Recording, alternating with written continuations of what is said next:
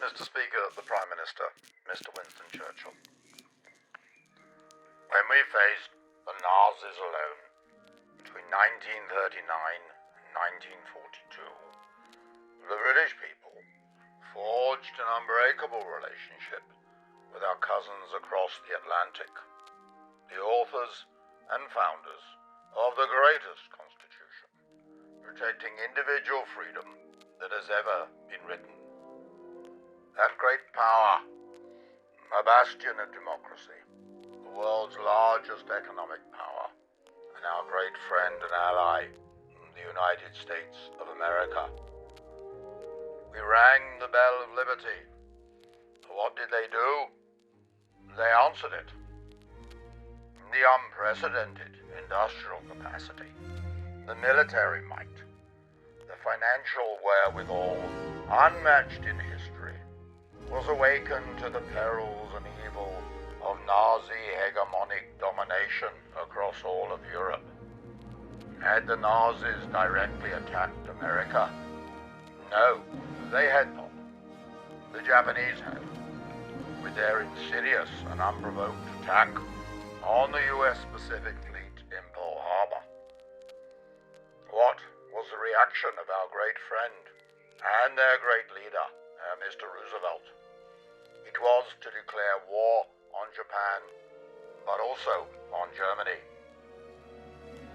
Today, as the world faces a common enemy that knows no division between geographies, peoples, places, economic or social frontiers, the British people, along with all other free peoples, naturally look once again across the Atlantic for leadership. Leadership unencumbered by ideology. Leadership unblinkered by nationalism or populism. Leadership that should be a beacon of clarity, ethics, and virtue that free peoples and countries espouse. We rang again on that bell of liberty. How did they answer it? Their leader closed his ears, shuttered his eyes, and looked I know not where. The great bell of liberty is no more. It has been silenced. What has replaced it, you may ask? A vacuous and empty sound. A sound that makes a lot of noise. The twitter of a bird brain. A sound bereft of compassion, but full of ignorance. A sound as offensive as the enemy we all face. Indeed, a face of improbable structure and even brute ugliness.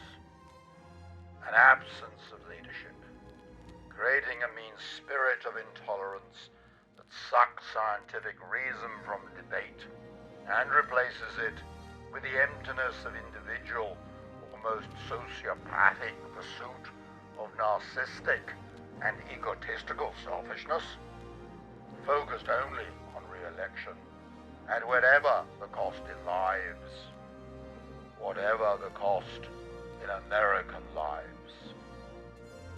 That this cacophony of arrogant indulgence can falsify the truth for his own unethical and immoral ends is a travesty of enormous proportions.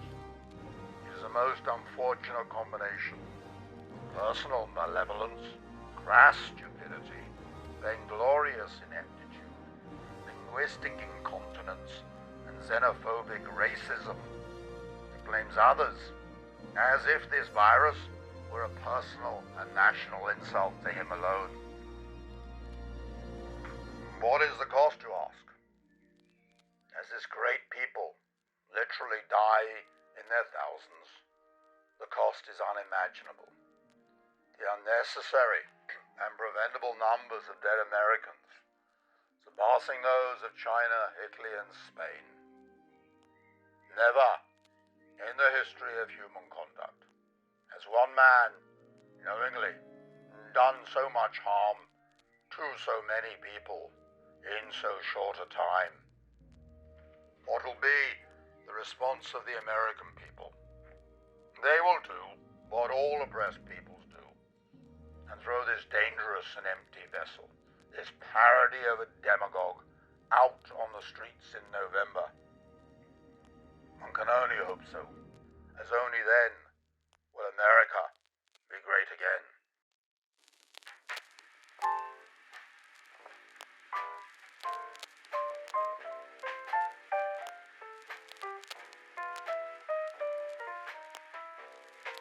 You must remember this. A kiss is still a kiss. A sigh is just a sigh.